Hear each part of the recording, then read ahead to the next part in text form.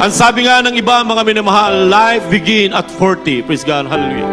Pero mga minamahal, ang totoong palang buhay, mga kapatid, kapag simula mong makilala ang ating mahal na Panginoon, doon magsisimula ang tunay na buhay. Everybody say, praise the Lord.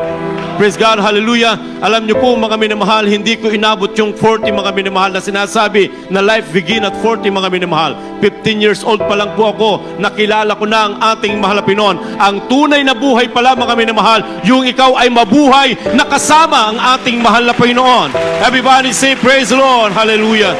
Kaya nga ang sabi ni Apostol Pablo, mga kapatid, praise God, ako ay napako sa krus kasama ni Kristo, praise God. Hindi na ako ang nabubuhay, praise God, kundi si Kristo ang nabubuhay sa akin. So mga kapatid, ang mahal na Panginoon Jesus na siya ang nabubuhay sa atin, mga minamahal. Ibig sabihin, hindi na tayo nabubuhay sa ganang sa ating sarili.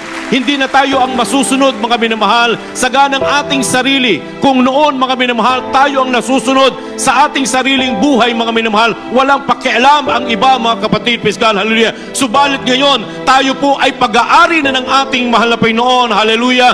Ang mahal na Panginoon siyang mabubuhay sa atin. Everybody say, praise the Lord. Siya na ang sentro ng ating buhay. Everybody say, praise the Lord.